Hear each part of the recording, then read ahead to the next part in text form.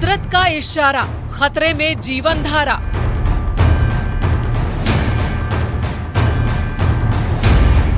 Sir, ये जो landslide है उससे बड़ी दिक्कतों का सामना करना पड़ रहा है यात्रियों को। घंटों भर हमें जाम पे खड़ा रहना पड़ रहा है यहाँ, और खतरा भी बना हुआ है जिस तरह से लगातार ये लैंडस्लाइड होती जा रही है। और मेरा तो यही निवेदन है सरकार से कि इसमें जल्द से जल्दी आप लोग इसको, जैसे ही लैंडस्लाइड हो रही है उसको एकदम से उसके रास्ते को खाली करें। दरकते पहाड़, देवभूमि में खौफ की दहाड़।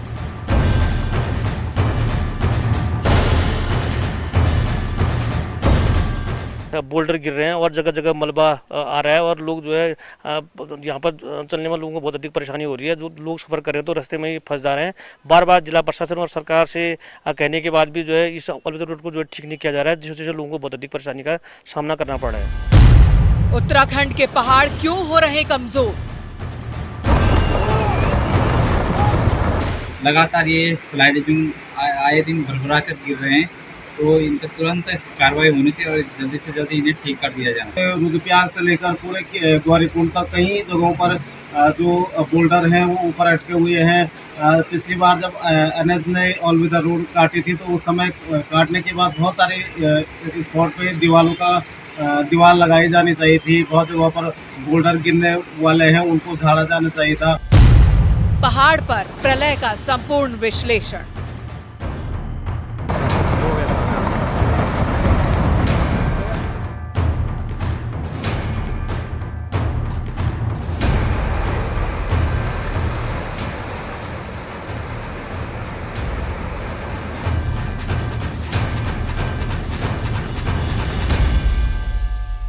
देवभूमि उत्तराखंड देश के सबसे सुंदर राज्यों में से एक है। देवताओं की धरती कहे जाने वाले इस राज्य में खूबसूरत पहाड़ों से लेकर निर्मल और पवित्र जल वाली नदियां हैं। बर्फ से लकदक पहाड़ों से लेकर हरियाली और सुंदरता से ढकी घाटियां हैं। लेकिन इस दैवीय सुंदरता को शायद नजर से लग गई है।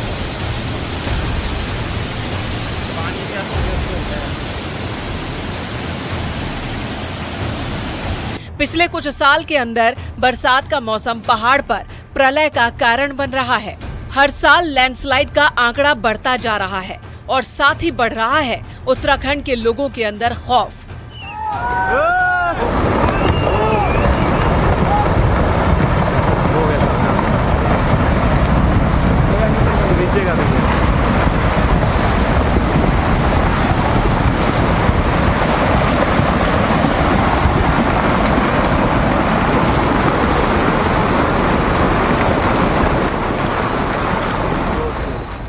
कुदरत अचानक कब क्या करवट ले ले ये किसी को नहीं मालूम। कुछ लोगों का मानना है कि ये उत्तराखंड के पहाड़ी इलाकों में घटते वन क्षेत्र के कारण हो रहा है, तो कुछ लोग इसके लिए क्लाइमेट चेंज को जिम्मेदार ठहराते हैं।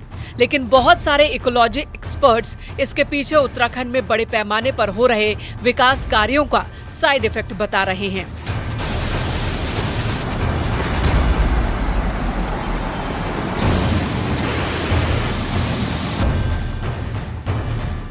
ऋषिकेश से और रुद्रप्रयाग तक कुल 45 लैंडस्लाइड जोन जो NH विभाग है उसने चिन्हित किए हुए हैं। इसमें से 10 लैंडस्लाइड जोन पर जो कार्य है वे गतिमान है और इनका ट्रीटमेंट किया जा रहा है। इसके साथ साथ 22 का प्रस्ताव सरकार को भेजा गया है ताकि जल्द से जल्द इन सारे लैंडस्लाइड जोनों का खात्मा किया जा सके और यात्रा को एक सुचारू रूप दिया जा सके। पौड़ी से आलोक रावत, न्यूज़ 18। उत्तराखंड के तमाम जिलों को लैंडस्लाइड के मद्देनजर सबसे ज्यादा संवेदनशील माना गया है। खासकर 2 जिलों की अगर बात की जाए, रुद्रप्रयाग और टिहरी, संवेदनशीलता में ये टॉप पर हैं। पिछले कुछ सालों के अंदर देवभूमि में पहाड़ों से आफत बरसने का सिलसिला लगातार बढ़ता ही गया है। हाईवे के किनारे हो या फिर आम सड़क मार्ग, लैंडस्लाइड की तस्वीरें लगातार डरा रही हैं। आखिर क्या है पहाड़ों के लगातार कमजोर होने और बारिश के मौसम में आफत बरसने के असली कारण?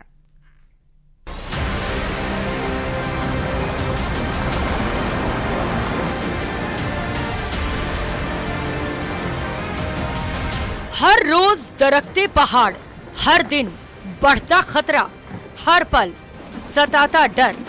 ये तस्वीरें उत्तराखंड की उन सड़कों की हैं जिन्हें नए दौर की सबसे खास और सबसे सेफ और सबसे मजबूत होने का दावा किया जा रहा है। ऑल वेदर रोड बन जाने के बाद यात्रियों का सफर जितना आसान हुआ है, उतना ही ऑल वेदर रोड पर बन चुके नए लैंडस्लाइड जोन मॉनसून सीजन में यात्रियों की दिक्कतों को बढ़ा रहे हैं। मॉनसून सीजन में ऑल वेदर रोड के नेशनल हाईवे 58 के कई हिस्से लगातार बार बार ठप होते दिखते हैं। ऋषिकेश से रुद्रप्रयाग तक कुल 45 लैंडस्लाइड जोन तैयार हो चुके हैं। खुद हाईवे अथॉरिटी ने इन जोन्स को चिन्हित किया है और इनमें 12 लैंडस्लाइड जोन तो देवप्रयाग से रुद्रप्रयाग तक ही बन चुके हैं। लैंडस्लाइड होने से इसका सीधा असर चारधाम यात्रा पर भी पड़ रहा है, जिससे यात्रियों को काफी देर तक सड़क पर फंसा रहना पड़ता है।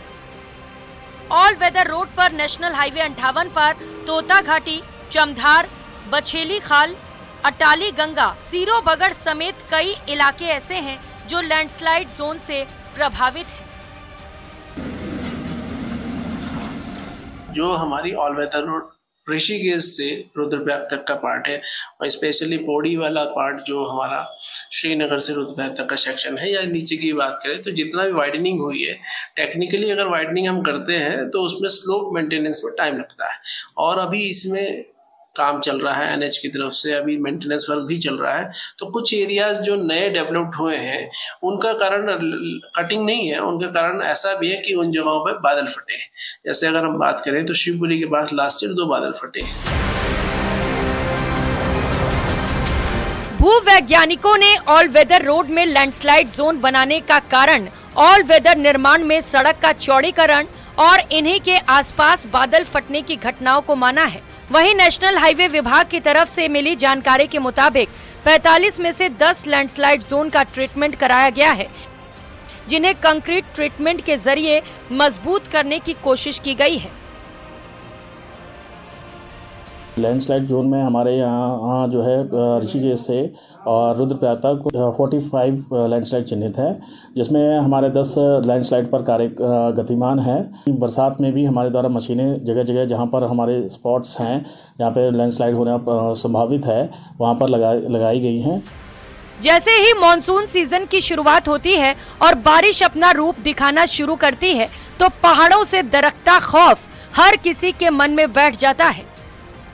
अब तक इन लैंडस्लाइड जोन्स को ठीक करने का खर्च भी इस प्रोजेक्ट की लागत को लगातार बढ़ाता जा रहा है। वहीं यात्रियों के मन में भी डर दिखता है।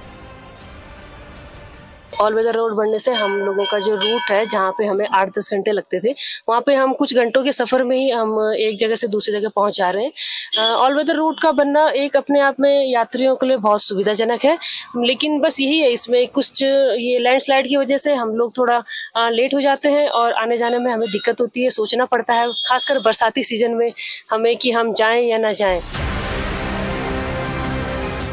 ऋषिकेश से रुद्रप्रयाग, ब्रह्मपुरी से कौड़ियाला 12 लैंडस्लाइड जोन, कौड़ियाला से देवप्रयाग 10 लैंडस्लाइड जोन, देवप्रयाग से श्रीनगर 7 लैंडस्लाइड जोन, श्रीनगर से रुद्रप्रयाग 5 लैंडस्लाइड जोन।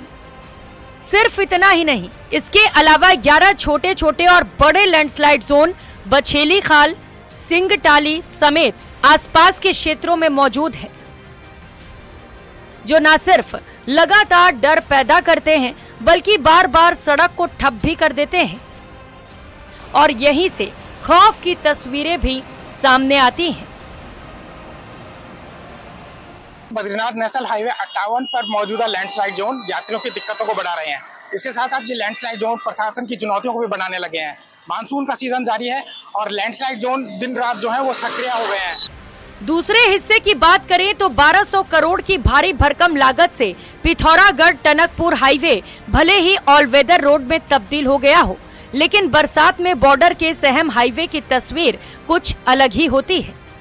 हालात ये है कि 2 जिलों की लाइफलाइन पर हल्की सी बारिश भी ब्रेक लगाने के लिए काफी है, जबकि ये हाईवे जहां चीन और नेपाल बॉर्डर को जोड़ता है, वहीं आदि कैलाश यात्रियों का सफर भी यहीं से गुजरता है।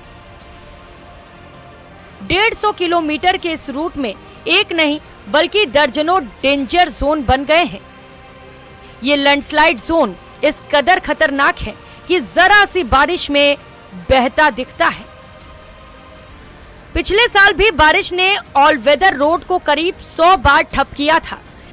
इस साल भी अभी तक ऑल वेदर रोड में एक नहीं बल्कि दर्जनों बार लैंडस्लाइड यात्रियों को फंसा चुके हैं। देखिए, जब से बरसात शुरू हुई है, जो हमारी ऑल वेदर रोड है, इस पर जो है बड़े बड़े बोल्डर गिर रहे हैं और जगह जगह मलबा आ रहा है और लोग जो है यहाँ पर चलने में लोगों को बहुत अधिक परेशानी हो रही है। जो लोग सफर कर रहे हैं तो रास्ते में ही फंस जा रहे हैं।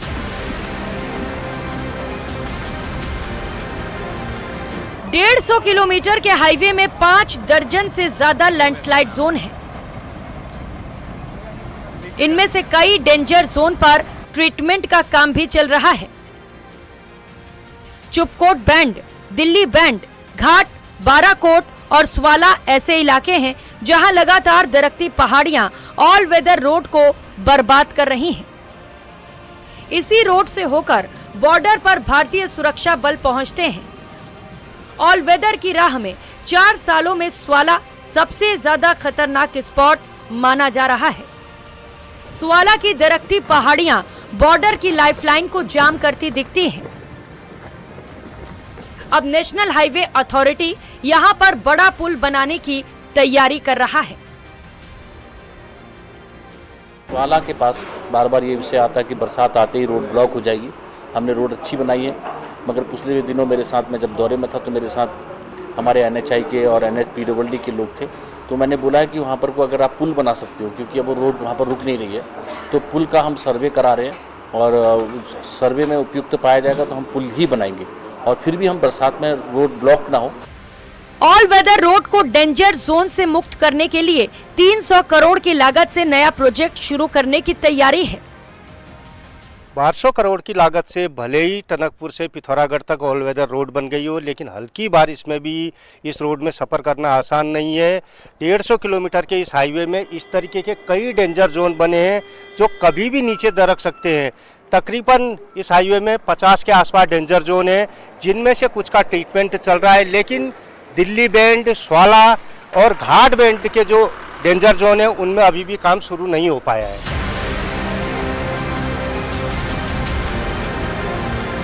ये हाल सिर्फ ऑल वेदर रोड प्रोजेक्ट के 2 अहम हिस्सों का है, जो चीन और नेपाल सीमा तक सिक्योरिटी फोर्सेस को पहुंचाते हैं। तो वहीं श्रद्धालुओं की एक बड़ी संख्या भी हर साल इसी सड़क से होकर गुजरती है। ऐसे में सवाल ये है कि आखिर लगातार दरकते पहाड़ों की वजह क्या है। Bureau report, news 18।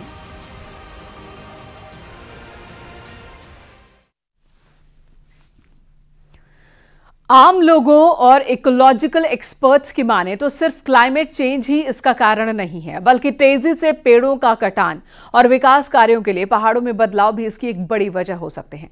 क्या कुछ कहते हैं लोग और एक्सपर्ट्स, आपको सुनाते हैं।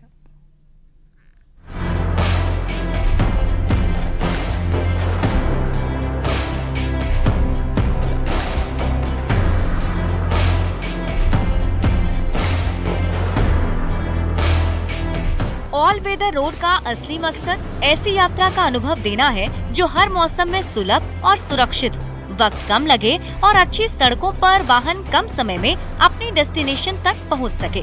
लेकिन हाल के सालों में ऑल वेदर रोड हाईवे के इर्द गिर्द बने स्लाइडिंग जोन्स साफ कर देते हैं कि ये अब वन वेदर रोड बनती जा रही है। अब यात्री भी परेशान है और विभाग भी इन लैंडस्लाइड जोन्स के ट्रीटमेंट करके थक चुका दिखाई देता है, लेकिन कोई परमानेंट सॉल्यूशन नहीं मिल सका है।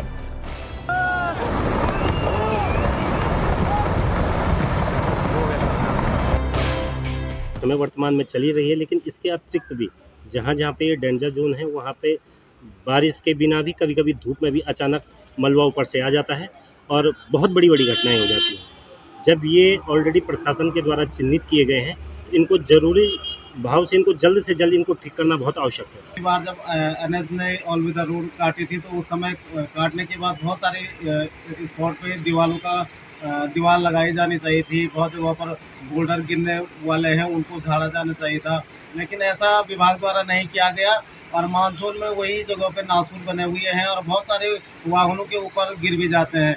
खतरनाक है, चाहे नरकोटा की बात करें या सिरोगढ़ की लगातार ये स्लाइडिंग आए दिन भरभरा कर गिर रहे हैं, तो इन पर तुरंत कार्रवाई होनी चाहिए और जल्दी से जल्दी इन्हें ठीक कर दिया जाए।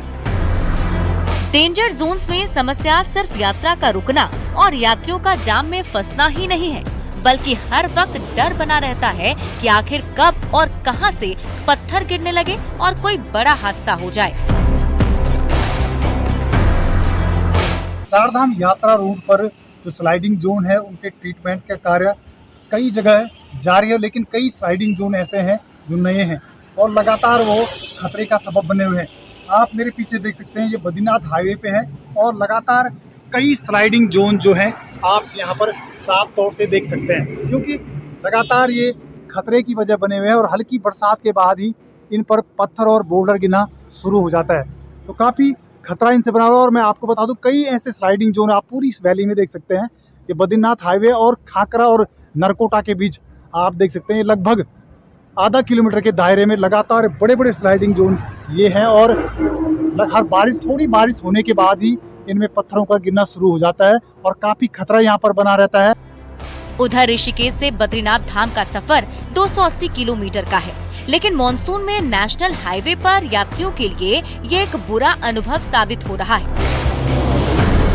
रुद्रप्रयाग से लेकर बद्रीनाथ धाम तक जगह जगह सड़क पर लैंडस्लाइड की वजह से डर का माहौल बना रहता है। सिरोपगढ़, कमेडा, चटवा पीपल, नंदप्रयाग, छिनका, पागल नाला, पाताल गंगा, कंचन गंगा, गुलाब कोटी में 50 से ज्यादा डेंजर जोन तैयार हो चुके हैं।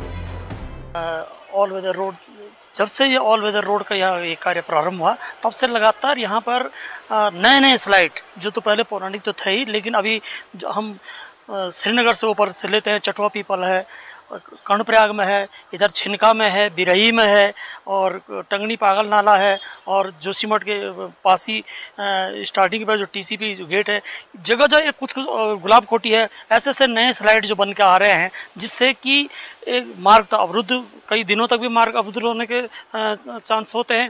लेकिन आज स्थिति है कि अगर 10 किलोमीटर यहाँ से आगे हेलंग से लेकर के और नंदप्रयाग से लेकर जगह जगह सड़क अवरुद्ध होती है। पिछले 24 घंटे से नंदप्रयाग में सड़क अवरुद्ध है, जो अभी तक अभी नहीं खोली जा सकी। यही स्थिति जोशीमठ बद्रीनाथ मार्ग की है। चट्टानें झूल रही हैं, जो कभी भी किसी बड़े हादसे को न्योता दे रही है। हाल ही में चमोली बद्रीनाथ नेशनल हाईवे पर मारवाड़ी के पास बड़ा हादसा होते होते टला था। चमोली से बद्रीनाथ धाम की तरफ जा रही बस अचानक सड़क से नीचे लटक गई। बस में इंदौर के 28 यात्री सवार थे। हालांकि सभी को सुरक्षित निकाल लिया गया, लेकिन इस घटना से डर और बढ़ गया। चमोली में लगातार सुबह से रुक रुक कर बारिश का दौर जारी है और बारिश की वजह से सबसे बुरे हाल सड़क मार्ग के हैं। आप देखें, इस समय मैं मारवाड़ी के पास मौजूद हूँ और ये यात्री जो बस है ये सड़क से नीचे की तरफ फिसल गई है। बताया जा रहा है कि मध्य प्रदेश इंदौर से लगभग 28 यात्री यहाँ पे आए थे बद्रीनाथ धाम के दर्शन करने के लिए। सुबह सुबह ये बद्रीनाथ धाम की तरफ जा रहे थे, तो यहाँ पे ये फंसे हुए हैं और अब इस बस को निकालने की कोशिश की जा रही है। आप देखिए, बस पूरी सड़क से नीचे की तरफ यहाँ पे लटक चुकी है और इसमें यात्रियों को लोगों ने, जो वाहन चालक हैं, परिचालक हैं, उन्होंने सुरक्षित बाहर निकाला है। दूसरी तरफ आप देखिए, बारिश के बावजूद भी यात्रा देखिए आप किस तरीके से चल रही है। लगातार यात्री बद्रीनाथ धाम की तरफ जा रहे हैं। तो वहीं दूसरी तरफ बात करें तो छिनका है, नंदप्रयाग है, लंगासू है और जो हनुमान चट्टी से आगे का जो इलाका है वहाँ पे लगातार बारिश के बाद लैंडस्लाइड होने से सड़क मार्ग भी बाधित हो रहे हैं। नितिन सेमवाल, न्यूज़ 18, बद्रीनाथ राष्ट्रीय राजमार्ग, मारवाड़ी।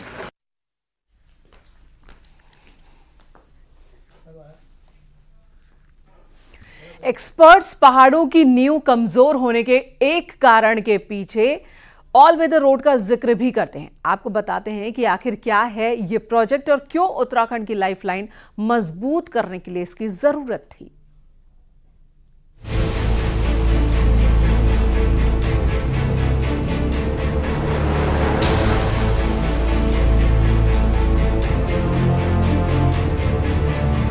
देवभूमि के 4 धामों को जोड़ने का सपना, चीन सीमा तक सड़कों का जाल बिछाने की रणनीति और श्रद्धालुओं उत्तराखंड वासियों को समस्याओं से रहित सड़क यात्रा की सौगात।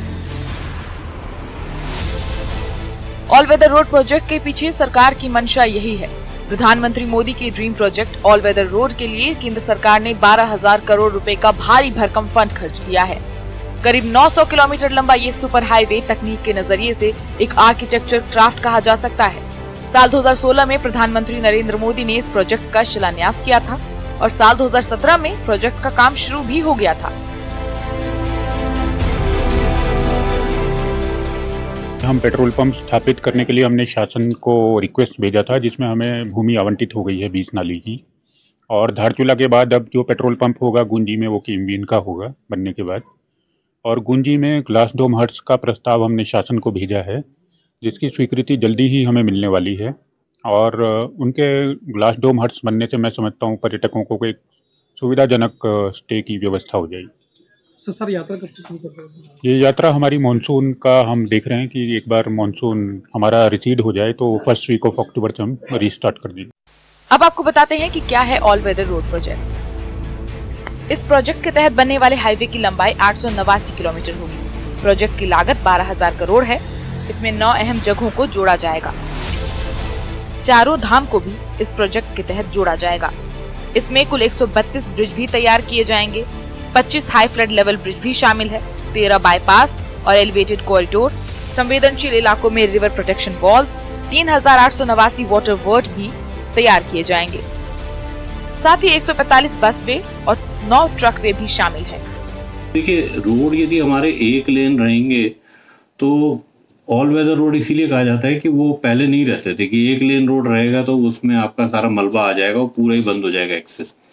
तो जब आपके 2 या 3 लेन हो जाते हैं तो उसमें ये होता है कि यदि लैंडस्लाइड होता भी है तो कुछ एटलीस्ट एक लेन का आने जाने का रास्ता बचा रहता है। लेकिन प्रॉब्लम यही है कि जिस तरीके से उसमें हरियाली का बड़ा विनाश होता है और जैसा मैंने बताया कि उसमें पूरी जो इन्वायरमेंटल इम्पैक्ट असेसमेंट स्टडीज़ नहीं होती हैं, जो हमारी कई धाराएं उसमें से आ रही हैं या कई और भी पहलू हैं जो इन्वायरमेंटल के, वो उसमें नहीं रखते। तो हमारा एक जब कॉन्ट्रैक्टर्स को दे दिया जाता है तो उनका पहला ऑब्जेक्टिव ये होता है रोड को चौड़ा करो और उसको डामर या कंक्रीटिंग उसकी करके उसको बना दो।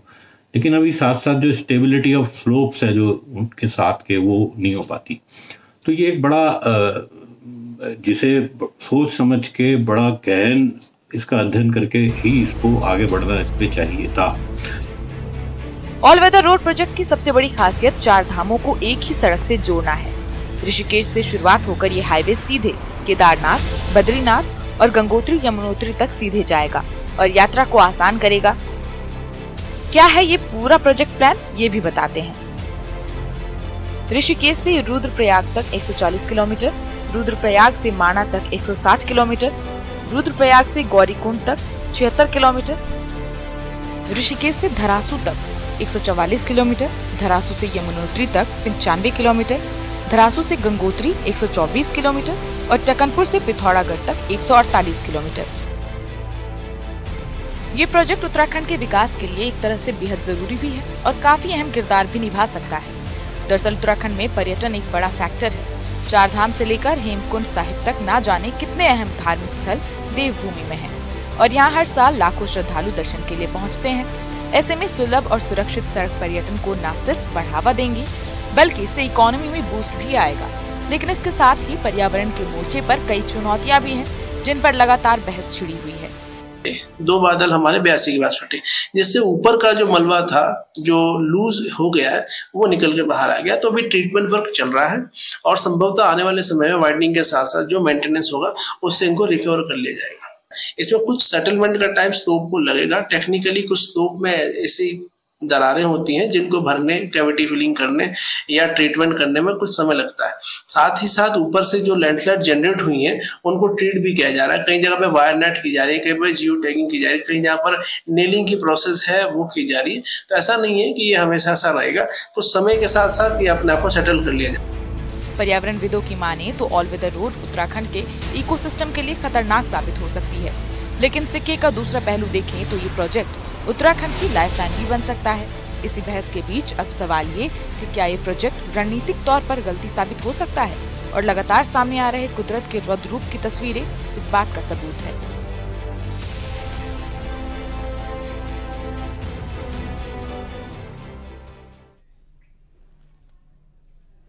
यहाँ रुकेंगे एक ब्रेक के लिए। ब्रेक के बाद भी खबरों का सिलसिला जारी है।